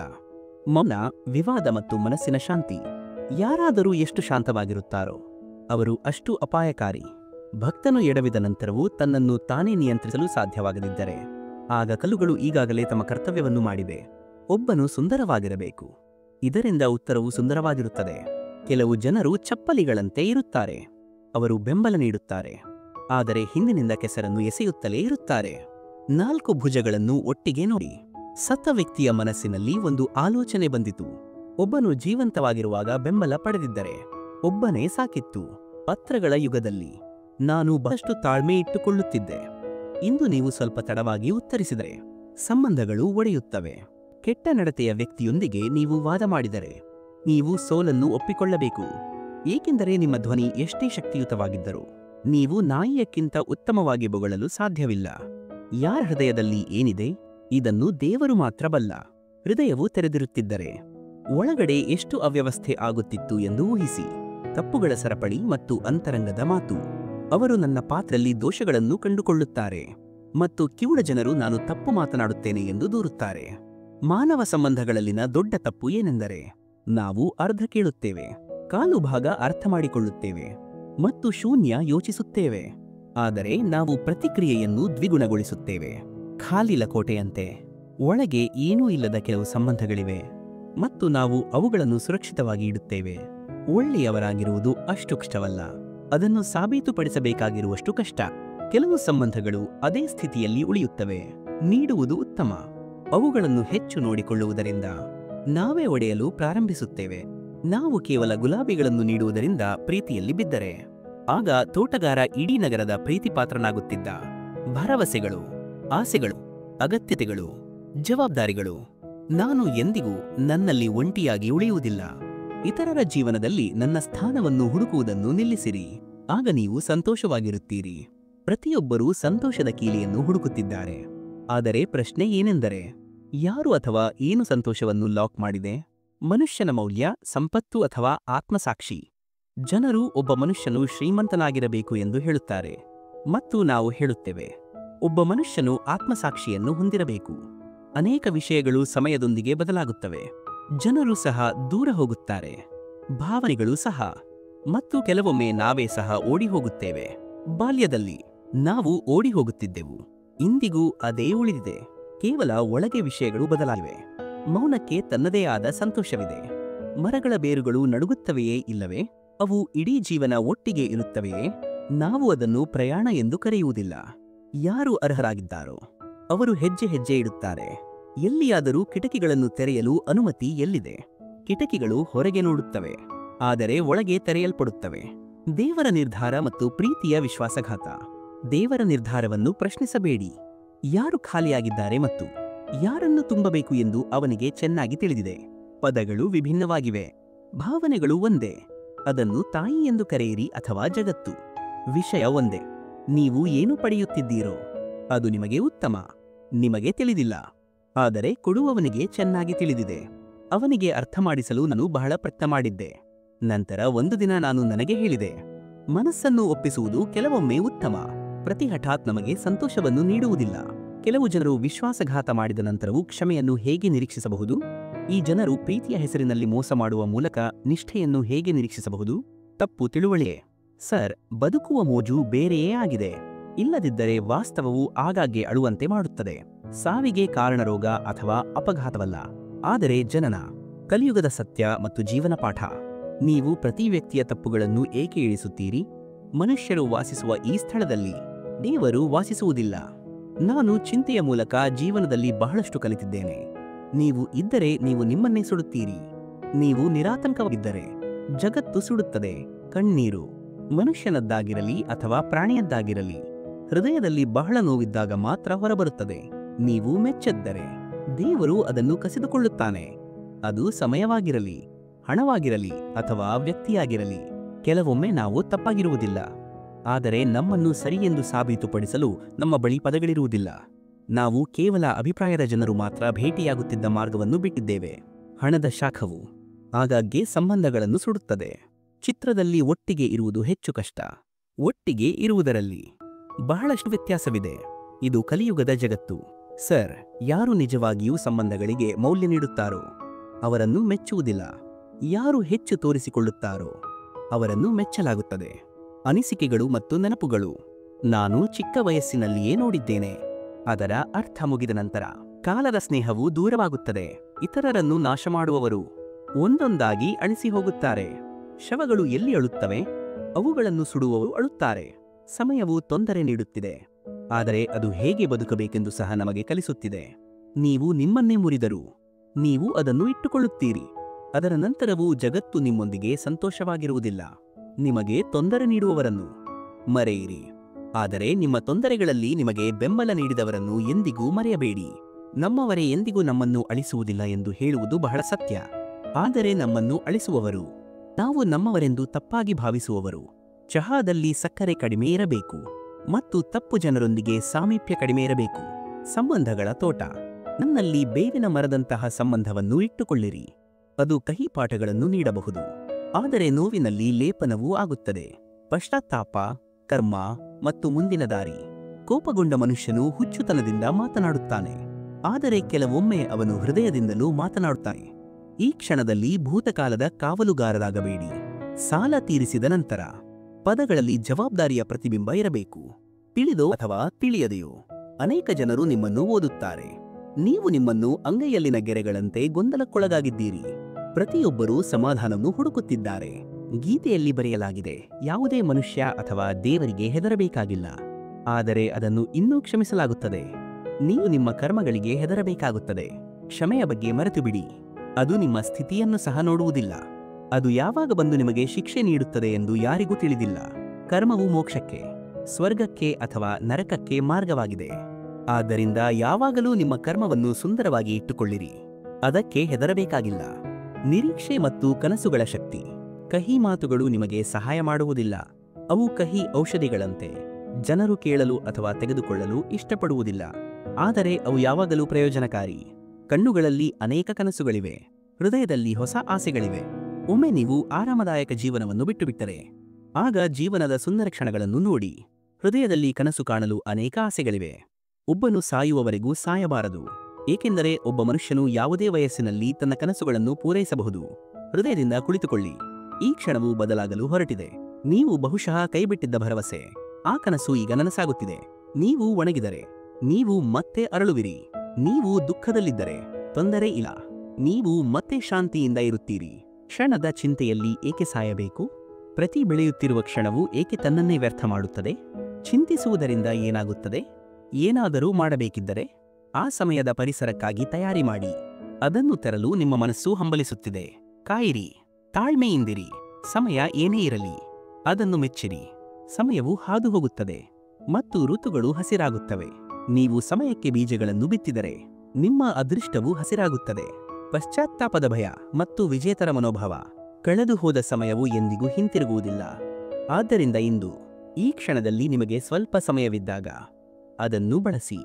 ನೀವು ಅದನ್ನು ವ್ಯರ್ಥ ಮಾಡಿದರೆ ನೀವು ಖಂಡಿತವಾಗಿಯೂ ನಾಳೆ ಅಳುತ್ತೀರಿ. ಅದಕ್ಕಾಗಿಯೇ ಇಂದು ಈ ಸಮಯವನ್ನು ಬಳಸಿ ಮತ್ತು ಮುಂದೆ ಸಾಗಿ. ದೊಡ್ಡದನ್ನು ಮಾಡಿ, ಅದನ್ನು ಹೆಸರಿಸಿ. ಇದರಿಂದ ನಾಳೆ ಒಂದೇ ಒಂದು ಕ್ಷಣದ ಪಶ್ಚಾತ್ತಾಪವೂ ಇರುವುದಿಲ್ಲ. ಸಂತೋಷದ ಎಲ್ಲಾ ಕ್ಷಣಗಳು ಸಿಗುತ್ತವೆ. ಕೆಲವು ಹೊಸ ಸಮಯಕ್ಕಾಗಿ ಕಾಯುವಿಕೆ ಇರುತ್ತದೆ. ಯಾವುದು ಬರಲಿಲ್ಲವೋ ಅದು ಸಹ ಉಳಿಯುತ್ತದೆ. ಎಲ್ಲವನ್ನೂ ಕಳೆದುಕೊಂಡ ನಂತರ ನೀವೇ ಅಳುವುದರಿಂದ ಏನು ಪ್ರಯೋಜನ? ಕೊನೆಯಲ್ಲಿ ಹೃದಯದ ಮೇಲೆ ಭಾರದ ಭಾವನೆ ಇರುತ್ತದೆ. ಪ್ರಯತ್ನಗಳ ಎತ್ತರವು ಹೆಚ್ಚಿರುವಲ್ಲಿ ಅಲ್ಲಿ ಅದೃಷ್ಟಕ್ಕೆ ತಲೆಬಾಗಬೇಕಾಗುತ್ತದೆ. ಬರೆದ ಅದೃಷ್ಟವನ್ನು ಸಹ ಹಿಮ್ಮುಖಗೊಳಿಸಬಹುದು. ಹಣೆಯ ಬೆವರಿನಲ್ಲಿ ಹರಿವಿದ್ದರೆ ನಾವು ಆಟವನ್ನು ಗೆಲ್ಲಲು ಹುಟ್ಟಿದ್ದೇವೆ, ಕೇವಲ ನೋಡಲು ಅಲ್ಲ. ಆದ್ದರಿಂದ ವೀಕ್ಷಕರಾಗದೆ ಆಟಗಾರರಾಗಿರಿ. ಹೆದರಲು ಏನೂ ಇಲ್ಲ. ಎಲ್ಲವೂ ಮಾಡುವುದರಿಂದ ಆಗುವುದಿಲ್ಲ. ಸಣ್ಣ ಹೆಜ್ಜೆಗಳು ಮತ್ತು ಧನಾತ್ಮಕ ಚಿಂತನೆ. ಭಯದಿಂದ ತಮ್ಮ ಕಾಲುಗಳನ್ನು ಹಿಂದಕ್ಕೆ ಎಳೆಯುವವರು ಕೊನೆಯಲ್ಲಿ ಬಹಳಷ್ಟು ಪಶ್ಚಾತ್ತಾಪಗಳೊಂದಿಗೆ ಜೀವನವನ್ನು ಬದುಕುತ್ತಾರೆ. ನಿಧಾನವಾಗಿ ಪ್ರಾರಂಭಿಸಿ, ಆದರೆ ಖಂಡಿತವಾಗಿ ಮಾಡಿ. ಪ್ರಯಾಣವು ಪ್ರಾರಂಭವಾಗುತ್ತದೆ. ಬಹುಶಃ ಅದು ನಿಧಾನವಾಗಿ ಹೋಗುತ್ತದೆ, ಆದರೆ ಬಹಳ ಬೇಗ ಅದು ಸುಂದರ ಶಬ್ದವನ್ನು ಮಾಡುತ್ತದೆ. ನಿಮ್ಮ ಹೃದಯದಿಂದ ಆ ಅನುಪಯುಕ್ತ ವಿಷಯಗಳನ್ನು ಎಸೆಯಿರಿ. ಆ ಪದಗಳು ಒಮ್ಮೆ ನಿಮ್ಮ ಹೃದಯದಿಂದ ಹೊರಬಂದರೆ ನೀವು ಶಾಂತಿಯುತವಾಗಿ ಮಲಗಲು ಸಾಧ್ಯವಾಗುತ್ತದೆ. ನಾನು ಸ್ವಲ್ಪ ಮುಳುಗಬಹುದು, ಆದರೆ ನಾನು ಮತ್ತೆ ಈಜುತ್ತೇನೆ. ಓ ಜೀವನ, ನೀನು ನೋಡು, ನಾನು ಮತ್ತೆ ಗೆಲ್ಲುತ್ತೇನೆ. ಸಂತೋಷವಾಗಿರಿ ಮತ್ತು ಉಲ್ಲಾಸದಿಂದಿರಿ. ಪರಿಸ್ಥಿತಿಗಳು ಖಂಡಿತವಾಗಿಯೂ ನಿಮ್ಮ ಕೈಯಲ್ಲಿಲ್ಲ, ಆದರೆ ಪ್ರತಿ ಪರಿಸ್ಥಿತಿಯಲ್ಲಿ ಸಂತೋಷವಾಗಿರುವುದು ಕೇವಲ ನಿಮ್ಮದೇ. ಬದಲಾಯಿಸಬಹುದಾದ್ದನ್ನು ಬದಲಾಯಿಸುವುದು ನಿಮ್ಮ ಕೈಯಲ್ಲಿದೆ. ಬದಲಾಯಿಸಾಗದ್ದನ್ನು ಒಪ್ಪಿಕೊಳ್ಳಿರಿ, ಒಪ್ಪಿಕೊಳ್ಳಲಾಗದ್ದನ್ನು ದೂರವಿರಿ. ಆದರೆ ನಿಮ್ಮನ್ನು ಸಂತೋಷವಾಗಿ ಇಟ್ಟುಕೊಳ್ಳಿರಿ, ಏಕೆಂದರೆ ಅದು ಸಹ ಒಂದು ದೊಡ್ಡ ಜವಾಬ್ದಾರಿ. ಡಾಂಗ್ ಜೀವನಕ್ಕಿಂತ ಡ್ಯಾಂಗ್ ಜೀವನವು ಹೆಚ್ಚು ಉತ್ತಮ. ಕೆಲವೊಮ್ಮೆ ನೀವು ದಿಕ್ಕನ್ನು ಬದಲಾಯಿಸಲು ಪ್ರಯತ್ನಿಸಬೇಕು, ಏಕೆಂದರೆ ಎಲ್ಲೆಡೆ ತಾಳ್ಮೆಯಿಂದಿರುವುದು ಉತ್ತಮ ಮಾರ್ಗವಲ್ಲ. ಅತಿಯಾದದನ್ನು ತ್ಯಜಿಸಿರಿ. ಯಾರು ಹೆಚ್ಚು ನೀಡುತ್ತಾರೋ ಅವರು ಯಾವಾಗಲೂ ಮೋಸ ಮಾಡುತ್ತಾರೆ. ಅದು ಪ್ರೀತಿಯಾಗಿರಲಿ, ಒಡನಾಟವಾಗಿರಲಿ ಅಥವಾ ನಂಬಿಕೆಯಾಗಿರಲಿ. ನೀವು ಜೀವನದಲ್ಲಿ ಎಷ್ಟೇ ಎತ್ತರಕ್ಕೆ ಏರಿದರೂ ನಿಮ್ಮ ಬಡತನ ಮತ್ತು ಕಷ್ಟದ ದಿನಗಳನ್ನು ಎಂದಿಗೂ ಮರೆಯಬೇಡಿ. ಕೇವಲ ಒಬ್ಬ ರೋಗಿಯು ಮಾತ್ರ ತಾನು ಎಷ್ಟು ನೋವನ್ನು ಎದುರಿಸುತ್ತಿದ್ದಾನೆ ಎಂದು ಅರ್ಥ ಮಾಡಿಕೊಳ್ಳಲು ಸಾಧ್ಯ. ಇತರರು ಅದರ ಬಗ್ಗೆ ಕೇವಲ ಊಹಿಸಬಹುದು. ಚಿಂತಿಸುವುದು ಒಂದು ರೋಗ. ಈ ರೋಗದಿಂದ ಮುಕ್ತನಾದವನು ಆರೋಗ್ಯವಂತ, ಅವನು ಧನ್ಯ. ಜೀವನವು ನಿಮಗೆ ಎರಡನೇ ಅವಕಾಶವನ್ನು ನೀಡಿದಾಗ ಆಗ ಹಳೆಯ ತಪ್ಪುಗಳನ್ನು ಮರೆತುಬಿಡಿ. ನೀವು ಅದನ್ನು ಪುನರಾವರ್ತಿಸುವ ತಪ್ಪನ್ನು ಎಂದಿಗೂ ಮಾಡಬೇಡಿ. ನೀವು ಈ ಜಗತ್ತಿನಲ್ಲಿ ಯಾರನ್ನಾದರೂ ಕಳೆದುಕೊಳ್ಳುವ ಭಯದಲ್ಲಿರುತ್ತೀರಿ, ಆದರೆ ಈ ಜಗತ್ತಿನಲ್ಲಿ ನಿಮ್ಮ ಬಳಿ ಏನೂ ಇಲ್ಲ. ನಿಜವಾದ ಸಂಪಾದನೆ ಮತ್ತು ಆಂತರಿಕ ಶಕ್ತಿ. ನಮ್ಮ ಜೀವನದಲ್ಲಿ ಒಂದು ಸಮಯ ಬರುತ್ತದೆ, ಆಗ ನಾವು ಪುಟವನ್ನು ತಿರುಗಿಸಬೇಕೆ ಅಥವಾ ಪುಸ್ತಕವನ್ನು ಮುಚ್ಚಬೇಕೆ ಎಂದು ನಿರ್ಧರಿಸಬೇಕು. ಕೆಲವು ಸತ್ಯವಿದೆ, ನಮಗೆ ಈಗಾಗಲೇ ತಿಳಿದಿತ್ತು. ಜನರು ಎಷ್ಟು ಸುಳ್ಳು ಹೇಳಬಹುದು ಎಂದು ನಾವು ನೋಡಲು ಬಯಸಿದ್ದೆವು. ಜೀವನವು ಹಿಂದಕ್ಕೆ ಹೋಗುವುದಲ್ಲ, ಮುಂದೆ ಹೋಗುವುದು.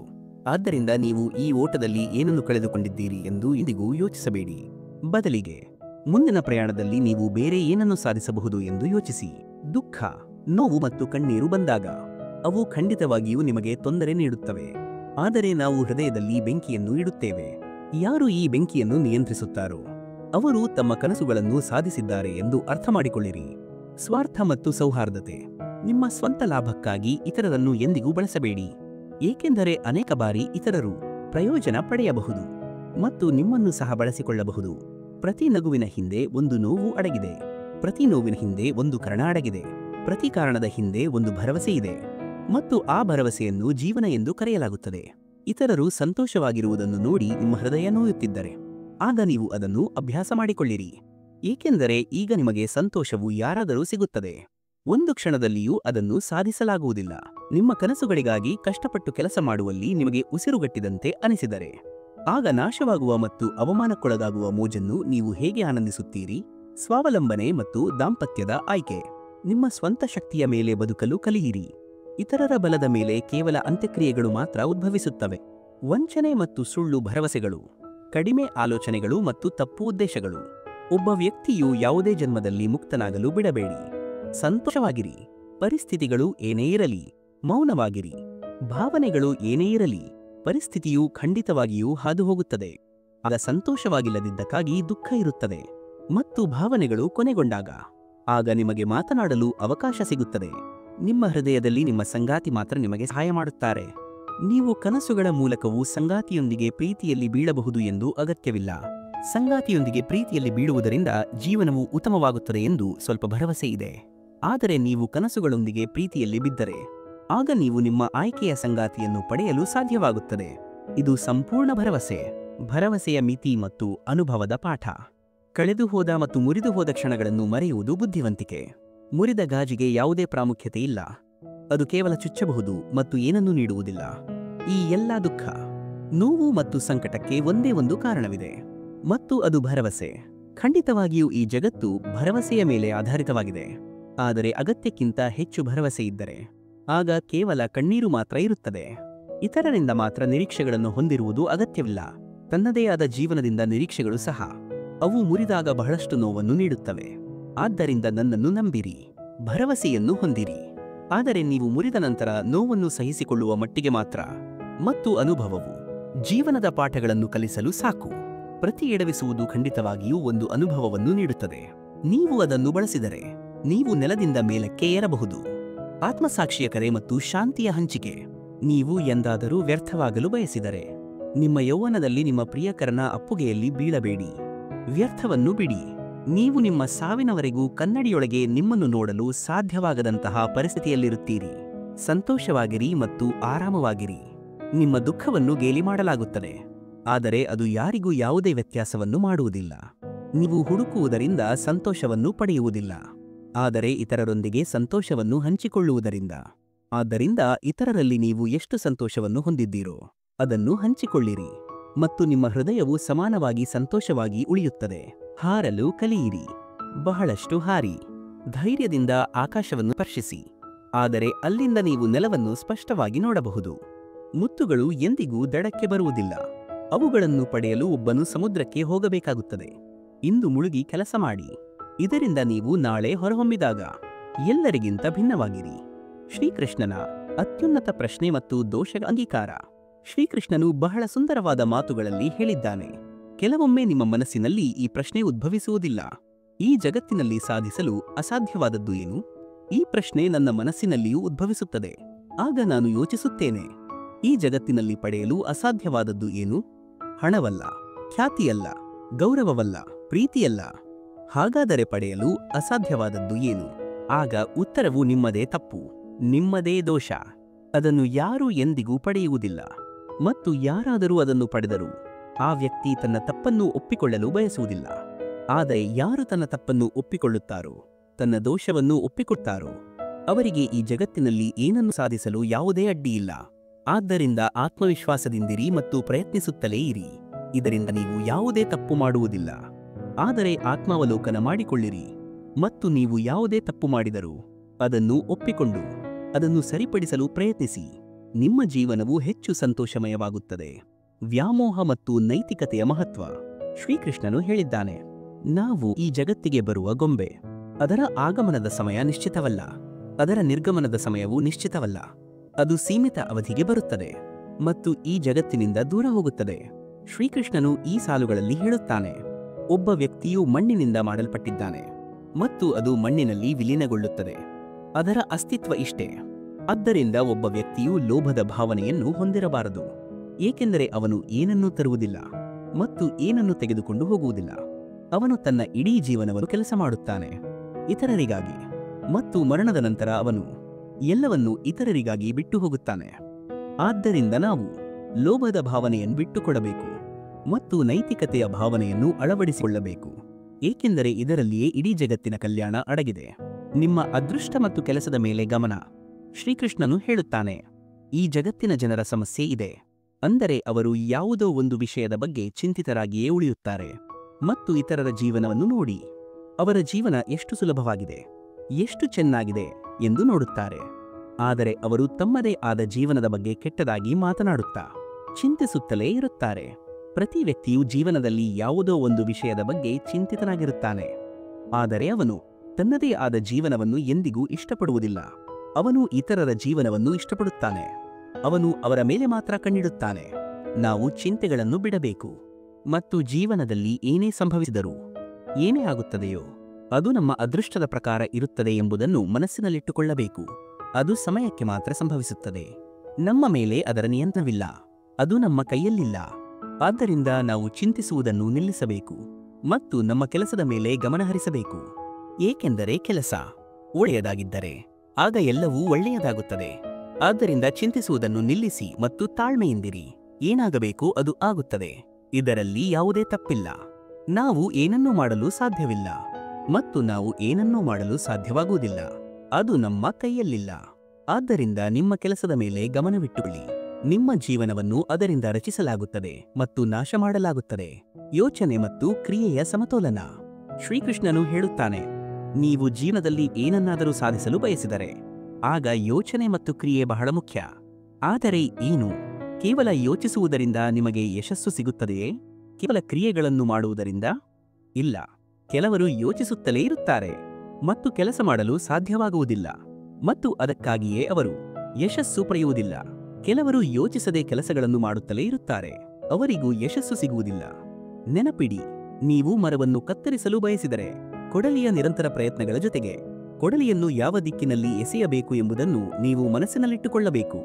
ಆಲೋಚನೆಗಳು ಮತ್ತು ಕ್ರಿಯೆಗಳನ್ನು ಸರಿಯಾಗಿ ಬೆರೆಸಬೇಕು. ಕರ್ಮದ ಸೃಷ್ಟಿಕರ್ತರು ನೀವೇ.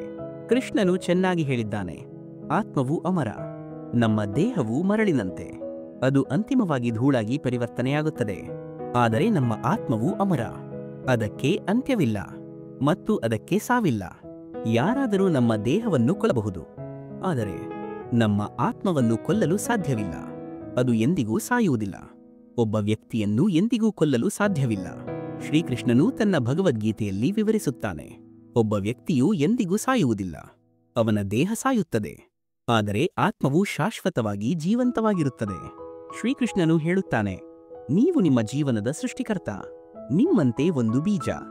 ನೀವು ಎಷ್ಟು ಹೆಚ್ಚು ಕೆಲಸ ಮಾಡುತ್ತೀರೋ ನಿಮ್ಮ ಶ್ರಮದ ಫಲಿತಾಂಶಗಳು ಅಷ್ಟು ಉತ್ತಮವಾಗಿರುತ್ತವೆ. ನೀವು ಜೀವನದಲ್ಲಿ ನೀವು ಬಯಸಿದ ಸ್ಥಳವನ್ನು ಕೇವಲ ಒಂದೇ ಒಂದು ರೀತಿಯಲ್ಲಿ ತಲುಪಬಹುದು, ಅದು ನಿಮ್ಮ ಶ್ರಮದ ಮೂಲಕ. ನೀವು ಎಷ್ಟು ಹೆಚ್ಚು ಕೆಲಸ ಮಾಡುತ್ತೀರೋ ನಿಮ್ಮ ಗುರಿಗಳನ್ನು ನೀವು ಅಷ್ಟು ಉತ್ತಮವಾಗಿ ಸಾಧಿಸುವಿರಿ. ನೀವು ಉತ್ತಮವಾಗಿ ಪ್ರಸ್ತುತಪಡಿಸುತ್ತೀರೋ ಅಷ್ಟು ಉತ್ತಮವಾಗಿ ನೀವು ಕಂಡುಕೊಳ್ಳುವಿರಿ. ನೀವು ನಿಮ್ಮದೇ ಆದ ಜೀವನದ ಸೃಷ್ಟಿಕರ್ತ. ನಿಮ್ಮ ಜೀವನವನ್ನು ನೀವು ಮಾಡಬಹುದು ಅಥವಾ ಹಾಳು ಮಾಡಬಹುದು. ಆದರೆ ಲಕ್ಷಾಂತರ ಜನರು ತಮ್ಮ ಜೀವನದಲ್ಲಿ ಅಂತಹ ಅಭ್ಯಾಸಗಳನ್ನು ಅಳವಡಿಸಿಕೊಳ್ಳುತ್ತಾರೆ. ಇದರಿಂದ ಅವರು ತಮ್ಮ ಮಾರ್ಗವನ್ನು ಎಂದಿಗೂ ಕಂಡುಹಿಡಿಯಲು ಸಾಧ್ಯವಾಗುವುದಿಲ್ಲ. ಪ್ರತಿ ವ್ಯಕ್ತಿಯೂ ದಾರಿ ತಪ್ಪುತ್ತಾನೆ. ಅವನು ತನ್ನ ಜೀವನದಲ್ಲಿ ದೊಡ್ಡ ಸ್ಥಳಗಳನ್ನು ಬಯಸುತ್ತಾನೆ, ಆದರೆ ಅವನು ಅದಕ್ಕಾಗಿ ಕೆಲಸ ಮಾಡುವುದಿಲ್ಲ ಮತ್ತು ಪರಿಣಾಮವಾಗಿ ಅವನು ಏನನ್ನೂ ಸಾಧಿಸಲು ಸಾಧ್ಯವಾಗುವುದಿಲ್ಲ. ನೀವು ನಿಮ್ಮ ಜೀವನದಲ್ಲಿ ಏನನ್ನಾದರೂ ಮಾಡಲು ಬಯಸಿದರೆ ಆಗ ನೀವು ನಿಮ್ಮ ಜೀವನದ ಸೃಷ್ಟಿಕರ್ತರಾಗಬೇಕು. ನೀವು ಮಾಡಬೇಕಾಗುತ್ತದೆ.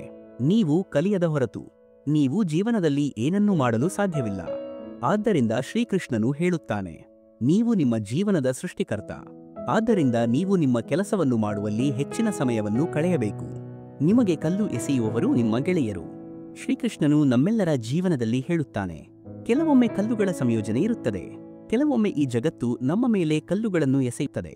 ಕೆಲವೊಮ್ಮೆ ನಮ್ಮನ್ನು ಕೆಟ್ಟವರೆಂದು ಪರಿಗಣಿಸಿ, ಕೆಲವೊಮ್ಮೆ ನಮ್ಮನ್ನು ವಿಫಲರೆಂದು ಪರಿಗಣಿಸಿ, ಕೆಲವೊಮ್ಮೆ ನಮ್ಮನ್ನು ಬುದ್ಧಿಹೀನರೆಂದು ಪರಿಗಣಿಸಿ. ಅನೇಕ ಕಾರಣಗಳಿವೆ. ಆದರೆ ಈ ಕಲ್ಲುಗಳಿಂದ ನಮಗೆ ನೋವಾಗಬೇಕೇ ಅಥವಾ ಬೇಡವೇ ಎಂಬುದು ನಮ್ಮ ಕೈಯಲ್ಲಿದೆ. ನೀವು ಈ ಕಲ್ಲುಗಳಿಂದ ನೋವುಗೊಂಡು ಕಣ್ಣೀರಿನಲ್ಲಿ ಮುಳುಗಬಹುದು, ಅಥವಾ ಈ ಕಲ್ಲುಗಳಿಂದ ಸೇತುವೆಯನ್ನು ನಿರ್ಮಿಸಿ ಸಮಸ್ಯೆಗಳ ಸಾಗರವನ್ನು ದಾಟಬಹುದು. ನಿರ್ಧಾರ ನಿಮ್ಮದು. ಈ ಕಲ್ಲು ನಮ್ಮ ಖಂಡನೆ ಮತ್ತು ನಮ್ಮ ಟೀಕೆಯ ಸಂಕೇತ. ಮತ್ತು ಯಾರು ಈ ಟೀಕೆಯನ್ನು ನಕಾರಾತ್ಮಕವಾಗಿ ತೆಗೆದುಕೊಂಡಿದ್ದಾರೋ ಅವರು ಮಾತ್ರ ನೋವನ್ನು ಅನುಭವಿಸುತ್ತಾರೆ. ಮತ್ತು ಯಾರು ಈ ಟೀಕೆಯನ್ನು ಅಭಿವೃದ್ಧಿಯ ಆಧಾರವನ್ನಾಗಿ ಮಾಡುತ್ತಾರೋ ಅವರು ಯಶಸ್ಸಿನ ಶಿಖರವನ್ನು ಏರುತ್ತಾರೆ. ಆದ್ದರಿಂದ ನೆನಪಿಡಿ, ಟೀಕೆ ನಿಮ್ಮ ಶತ್ರುವಲ್ಲ, ಅದು ನಿಮ್ಮ ದೊಡ್ಡ ಸ್ನೇಹಿತ. ಧರ್ಮ ಮತ್ತು ಏಕಾಗ್ರತೆಯ ದಾರಿ. ಶ್ರೀಕೃಷ್ಣನು ಹೇಳುತ್ತಾನೆ, ಧರ್ಮವನ್ನು ಅಳವಡಿಸಿಕೊಳ್ಳುವುದು ನಮ್ಮ ಅಸ್ತಿತ್ವದಲ್ಲಿದೆ ಮತ್ತು ಅದು ನಮ್ಮ ಗುರುತು. ಏಕೆಂದರೆ ನಮ್ಮ ಧರ್ಮವು ಉತ್ತಮವಾಗಿದ್ದರೆ ನಮ್ಮ ನಡತೆಯು ಅಷ್ಟು ಉತ್ತಮವಾಗಿರುತ್ತದೆ. ನಮ್ಮ ನಡತೆಯನ್ನು ಸುಂದರಗೊಳಿಸಲು ನಾವು ನಮ್ಮ ಧರ್ಮವನ್ನು ಇನ್ನಷ್ಟು ಉತ್ತಮಗೊಳಿಸಬೇಕಾಗುತ್ತದೆ. ದ್ರೋಣಾಚಾರ್ಯರ ಪಾಠ, ಅರ್ಜುನನ ಲಕ್ಷ್ಯ. ಇದು ಮಹಾಭಾರತದ ಕಥೆ.